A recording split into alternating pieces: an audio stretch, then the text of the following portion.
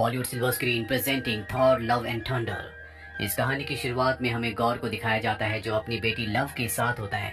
दरअसल अब वो अपनी जाति का अकेला बचा हुआ इंसान है और वो बैरन डेजर्ट में अपनी बेटी के साथ स्ट्रगल कर रहा होता है। उनके पास खाने पीने का कोई सामान नहीं है। वो ईश्वर से मदद की प्रार्थना करता है, लेकिन उसकी बेटी अब इंतजार नहीं कर सकती। उसकी हालत बहुत ज्यादा खराब होती है और गौर की बेटी लव की मृत्यु हो जाती है। गौर अपनी बेटी की मृत्यु से टूट जाता है। वो अपनी बेटी को वहीं दफन करके उसकी समाधि के ऊपर लेट जाता है। वो भी पूरी तरह से टूट चुका है, लेकिन तभी उसे इस भीड़ में, इस रेगिस्तान में एक जंगल दिखता है जो उसके सामने होता है। उसे लगता है कि गॉड ने उसकी मदद के लिए उसे एक रास्ता दिखाया है और वो उस जंगल के अंदर चला जाता है, जहाँ उसे पीने के लिए पानी, खाने के लिए फल मिलते हैं। और जब वो उन फलों को खा रहा होता है, तभी वो देखता है कि उसके सामने देवता रापू खड़े हैं, जिनसे उसने मदद मांगी थी। रापू देवता गौर से कहते हैं कि तुम मेरे फल नहीं खा सकते। गौर कहता है कि मैंने आपसे मदद मांगी थी और आप शायद मेरी मदद करने के लिए यहाँ पर आए हैं। वो कहते हैं कि नहीं, मैंने एक नेक्रोसोर्ड को मारा है, इसीलिए मैं आज खुश हूँ।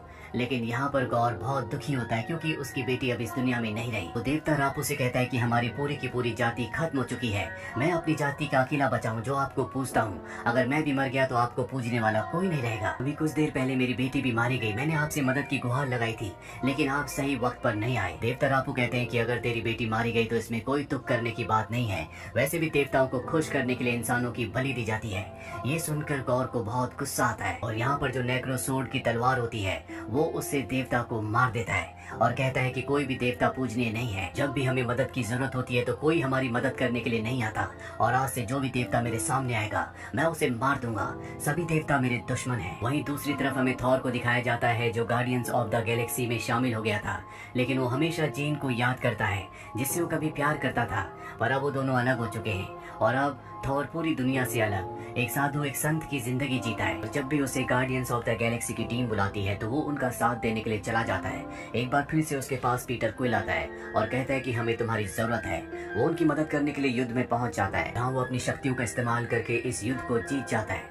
वहीं दूसरी तरफ हमें जेन फोस्टर को दिखाया जाता है जो थॉर से 8 साल पहले अलग हो गई थी और अब वो एक प्रोफेसर लेक्चरर है, लेकिन उसे बहुत ही खतरनाक बीमारी है और बहुत जल्द उसकी मृत्यु होने वाली है। अब एक दिन जेन फोस्टर को एक किताब दिखती है जो कि वाइकिंग्स की होती है और जब वो इस किताब को पढ़ती है तो इसमें थॉर के हथौड़े के बारे में भी लिखा होता है जो कि अब टूट चुका है।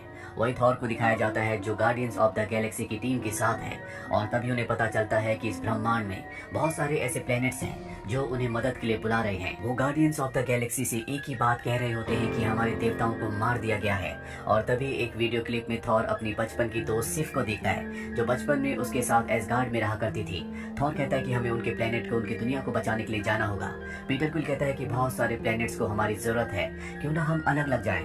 थॉर को उसकी बात अच्छी लगती है और वो अपने दोस्त गौर के साथ सिफ के प्लेनेट में पहुंच जाता है। वो देखता है कि वहाँ पर इनके देवता को मार दिया गया है। सिफ भी बहुत बुरी तरह से जख्मी होती है। वो थॉर को बताती है कि जिसने हमारा ये हाल किया है अब उसका अगला टारगेट एसगार्ड है। वो एसगार्ड को खत्म करने के लिए जा रहा है और एसगार्ड अब धरती पर है, क्योंकि जब एसगार्ड पूरी तरह से तबाह हो गया था तो उसके बाद एसगार्ड के जितने भी लोग थे वो सब अर्थ पर आ गए थे, जहाँ पर वो इंसानों के साथ घुल मिल कर रहते हैं। और इनकी जो नई किंग है उसका नाम है वेलकरी। दूसरी तरफ हमें गौर को दिखाया जाता है जो अब बहुत शक्तिशाली हो गया है। उसके पास जो नेक्रोसोर्ड होती है उसने उसे बहुत शक्तियां दी होती है। उसको देखकर ही लगता है कि उससे ताकतवर शायद अब कोई भी नहीं है और वो अपनी नेक्रोसोर्ड से यहाँ पर बहुत सारे दानव को बना देता है, जिसके बाद वो सब के सब एसगार्ड के ऊपर यानी कि अर्थ के ऊपर हमला कर देते हैं। वेलकरी उन सब का सामना करती है और अब यहाँ पर थॉर भी आ जाता है। ये सब के सब उनसे लड़ रहे होते हैं और इसी लड़ाई के बीच में यहाँ पर आती है जेन फोस्टर जो कि अब माइटी थॉर के रूप में है। दरअसल जब उसने किताब में थॉर के हथौड़े माइनीर के बारे में पढ़ा था तो उसमें लिखा था कि जो भी उस हथौड़े को उठाता है उसकी सारी बीमारियां ठीक हो जाती है। जिसके बाद वो एसगार्ड गई थी, जहाँ उसने देखा था कि थॉर का हथौड़ा टूटा हुआ है जो कि उसकी बहन हेला ने तोड़ दिया था। पर जब वो उसके पास गई तो उसके अंदर हलचल होना शुरू हो गई और अगले पल वो हथौड़ा जुड़ गया और जब उसने उस हथौड़े को उठाया तो उसकी सारी बीमारियां ठीक हो गई। जिसके बाद वो बन गई माइटी थॉर। थॉर का हथौड़ा उसे देखकर इसलिए अपने आप ही जुड़ गया क्योंकि थॉर ने कभी अपने माइनीर को यानी कि हथौड़े को कहा था कि तुम्हें हमेशा जेन फोस्टर का ध्यान रखना है और ये बात अब तक उस हथौड़े को याद थी। और जब उसने देखा कि जेन फोस्टर को उसकी जरूरत है तो वो अपना भी जुड़ गया, जिसे उठाने के बाद जेन फोस्टर बन गई माइटी थॉर और अब वो थॉर के साथ मिलकर गौर की सेना से लड़ना शुरू कर देती है। गौर अपने एक मॉन्स्टर की मदद से एसगार्ड के बच्चों को अपने साथ उठाकर ले जाता है। हालांकि थॉर उसे रोकने की कोशिश करता है लेकिन वो ऐसा नहीं कर पाता। दरअसल गौर को थॉर का स्ट्रॉम ब्रेकर चाहिए क्योंकि वो किसी भी दुनिया का रास्ता खोल सकता है। वहीं एसगार्डियंस को दिखाया जाता है जो अपने बच्चों के लिए परेशान होते हैं। थॉर उनसे कहता है कि मैं उन बच्चों को किसी भी कीमत पर वापस लाऊंगा। वेलकरी थॉर को बताती है कि गॉर के पास नेक्रोसोर्ड है। जेन फोस्टर पूछती है कि नेक्रोसोर्ड क्या है। थॉर बताता है कि ये एक ऐसी तलवार है जिससे वो देवताओं को मार सकता है, साथ ही कई सारे मॉन्स्टर्स को पैदा भी कर सकता है। ये तलवार बहुत खतरनाक है जो अलग अलग समय में अलग अलग मास्टर्स को चुनती है, और इस वक्त उसने गॉर को चुना है। और जिसे भी तलवार चुनती है वो पूरी तरह से अपनी अच्छाई को खो देता है। अब ये बातें कर ही रहे होते हैं कि तभी हाइमदाल का बेटा, जिसे गॉर अपने साथ उठा कर ले गया है, उसकी एक होलोग्राफिक इमेज यहाँ पर आती है क्योंकि उसके अंदर शक्तियाँ हैं। थॉर उसे कहता है कि तुम कहाँ पर हो। वो कहता है कि मुझे नहीं पता, मैं अपनी शक्तियों को अच्छे से इस्तेमाल नहीं कर सकता। थॉर कहता है कि तुम्हें फोकस करना होगा, और जब वो फोकस करता है तो थॉर उस तक पहुंच जाता है। थॉर से कहते हैं कि हमें यहाँ से ले जाओ, यहाँ पर बहुत अंधेरा है।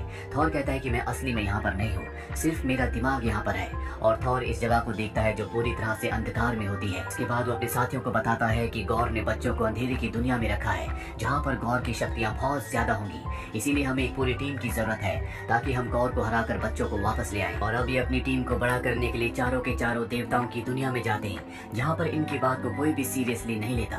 और तभी यहाँ पर देवताओं के देवता जियोस आते हैं, जिन्हें थॉर बताता है कि अलग अलग देवताओं को मारा जा रहा है और हमें किसी भी तरह से गॉर को खत्म करना होगा।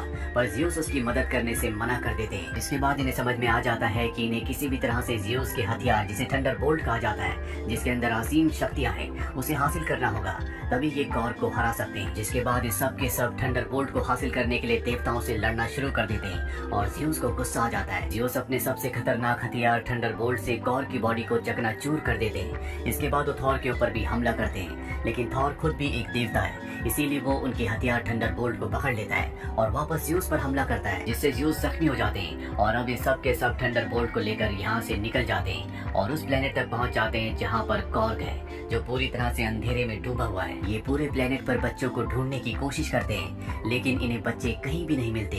और तभी जेन फोस्टर को एक पेंटिंग दिखती है जो कि एटर्निटी की होती है, जिसे सिर्फ थॉर के स्ट्रोम ब्रेकर से खोला जा सकता है। और अब इन्हें गॉर का पूरा प्लान समझ में आ जाता है। वो थॉर के स्ट्रोम ब्रेकर को हासिल करना चाहता है ताकि वो इटर्निटी के दरवाजे को खोल सके। इसीलिए गॉर ने इन सबको यहाँ पर जाल बिछाकर बुलाया है, क्योंकि ये उसकी अंधेरों की दुनिया है। और अगले पल इनके सामने गौर आ जाता है। अब गौर के बीच में और इन सब के बीच में फाइट होना शुरू हो जाती है। गौर इन सब के ऊपर हावी हो रहा होता है, क्योंकि ये गौर की अंधेरे की दुनिया है, जिसके चलते वो वेलकरी को घायल कर देता है। गौर को समझ में आ जाता है कि अगर उसे वेलकरी को और अपने बाकी साथियों को बचाना है तो उसे यहाँ से निकलना पड़ेगा। इसीलिए वो अपने स्ट्रोम ब्रेकर की मदद से बाइफ्रोस्ट के दरवाजे को खोलता है और वहाँ से सबके साथ निकलने लगता है। लेकिन तभी गौर उसके स्ट्रोम ब्रेकर को पकड़ लेता है और अपने साथियों के साथ यहाँ से टेलीपोर्ट होकर अर्थ पर चला जाता है। लेकिन उसका स्ट्रोम ब्रेकर अब गौर के पास है, जिसकी गौर को हमेशा से जरूरत थी। वही थॉर और जेन फोस्टर और उसके साथियों को दिखाया जाता है जो अर्थ पर पहुंच चुके हैं। यहाँ पर जेन फोस्टर की हालत बहुत ज्यादा खराब हो चुकी है और जब उसे हॉस्पिटल ले जाया जाता है तो थॉर को पता चलता है कि उसको बहुत ही खतरनाक बीमारी है, कुछ ही दिनों में उसकी मृत्यु हो जाएगी। थॉर को ये भी पता चलता है कि अगर जेन फोस्टर थॉर के म्योनीर को उठाएगी तो वो उसे शक्ति तो देगा, लेकिन जब वो अपने इंसानी रूप में आएगी तो वो और भी कमजोर हो जाएगी। इसीलिए थॉर जेन फोस्टर से कहता है कि तुम अब म्योनीर को कभी मत उठाना, और खुद वो उस जगह चला जाता है जहाँ पर गौर है। गौर को दिखाया जाता है जो थॉर के स्ट्रोम ब्रेकर से एटर्निटी के दरवाजे को खोल रहा होता है। और तभी थॉर यहाँ पहुंच जाता है जिसके पास ज़्यूस का थंडरबोल्ट है। दोनों के बीच में फाइट होना शुरू हो जाती है। वहीं थॉर का जो स्ट्रोम ब्रेकर होता है वो एटर्निटी के दरवाजे को खोल रहा होता है, और एक बार अगर दरवाजा खुल गया तो गौर जो चाहे वो मांग सकता है, और गौर सभी देवताओं का सर्वनाश मांगेगा।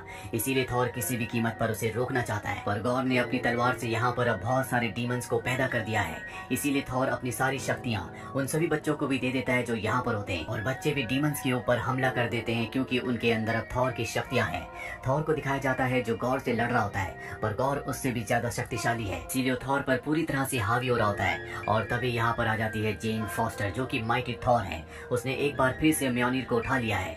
वो म्योनीर के एक ही वार से गौर की तलवार को चकनाचूर कर देती है। और जब थॉर देखता है कि यहाँ पर जेन फोस्टर ने एक बार फिर से म्योनीर को उठा लिया है तो उसे दुख होता है, क्योंकि वो जानता है कि जब भी वो अपने इंसानी रूप में दोबारा आएगी तो उसकी मृत्यु हो जाएगी। और जेन फोस्टर से कहता है कि तुम चिंता मत करो, मैं तुम्हें कुछ नहीं होने दूंगा। और अब एटर्निटी का दरवाजा खुल चुका है जिसके अंदर गौर जा चुका है, और उसके सामने अब इटर्निटी है जिनसे वो विश मांगने वाला होता है कि सभी देवता मारे जाएं। पर तभी थॉर वहां पर आ जाता है और वो गौर से कहता है भले तुम सभी देवताओं को मार दो लेकिन फिर भी तुम्हें शांति नहीं मिलेगी। शांति सिर्फ प्यार में है, यानी कि लव में। और जबकि मैं मरने वाला हूँ क्योंकि मैं एक देवता हूँ, तो मैं अपनी जिंदगी के आखिरी पल अपने प्यार अपने लव के साथ बिताना चाहता हूँ, यानी कि जेन फॉस्टर के साथ। लव वर्ड सुनने के बाद यहाँ पर गौर को अपनी बेटी की याद आती है जिसका नाम लव था, जो कि अब मारी जा चुकी है। वो एटर्निटी से कहता है कि मैं किसी भी देवता को नहीं मारना चाहता, मुझे मेरी बेटी वापस दे दो। जिसके बाद उसकी बेटी जिंदा हो जाती है और अगले पल दिखाया जाता है कि गौर अपनी बेटी की गोद में है। दरअसल वो इतने वक्त से नेक्रोसूट तलवार को इस्तेमाल कर रहा था जिससे अब वो कमजोर हो चुका है। उसकी जिंदगी का आखिरी पल है लेकिन उसे अपनी बेटी की गोद में बहुत अच्छा लग रहा होता है। वहीं दूसरी तरफ थॉर को दिखाया जाता है जिसकी गोद में जेन फॉस्टर है, जिससे थॉर बहुत प्यार करता है और जेन फॉस्टर उसकी गोद में अपना दम तोड़ देती है। दूसरी तरफ गौर को भी इस बात की चिंता होती है कि उसके जाने के बाद उसकी बेटी का ध्यान कौन रखेगा। तभी वहाँ पर थॉर आता है और कहता है कि तुम चिंता मत करो, तुम्हारे बाद मैं तुम्हारी बेटी का हमेशा ध्यान रखूंगा। जिसके बाद गौर की भी मृत्यु हो जाती है। अंत में दिखाया जाता है कि थॉर और सभी बच्चे अब वापस अर्थ पर आ चुके हैं, जहाँ पर वेलकरी अर्थ पर यानी कि न्यू एस्गार्ड में उन सभी बच्चों को ट्रेनिंग देती है। साथ ही थॉर गौर की बेटी को अपनी बेटी की तरह रखता है। थॉर को उसका म्योनिर यानी कि हथौड़ा मिल चुका है, इसीलिए वो अपने सबसे खतरनाक हथियार स्ट्रॉम ब्रेकर को अपनी यानी कि गौर की बेटी को दे देता है जिसका नाम लव है। इसके बाद ये गैलेक्सी में अलग अलग जाकर कमजोर लोगों की मदद करते हैं, इसीलिए इनका नाम पड़ जाता है love and thunder. Mid credit scene में हमें ज़्यूस को दिखाया जाता है जो जख्मी होता है और वो अपने लोगों से कहता है कि बहुत जल्दी मेरा बेटा हरक्यूलिस आएगा और वो थॉर का खात्मा कर देगा, क्योंकि अब ज़्यूस थॉर से बदला लेना चाहता है। वहीं एंड क्रेडिट सीन में हमें जेन फॉस्टर को दिखाया जाता है जो मरने के बाद वेलहेला पहुंच गई होती है। ये वो जगह होती है जहां पर एसगार्डियन मरने के बाद पहुंचते हैं। दरअसल उसकी मृत्यु माइटी थॉर के रूप में हुई थी, इसीलिए वो वेलहेला पहुंचती है जहां पर उसका स्वागत हाइमडाल करता है। इसी के साथ ये फिल्म, ये कहानी यहीं पर खत्म हो जाती है। ये फिल्म ईयर 2022 में रिलीज हुई थी। IMDb पर इसकी रेटिंग है 6.4। उम्मीद करते हैं कि ये कहानी आपको पसंद आई होगी।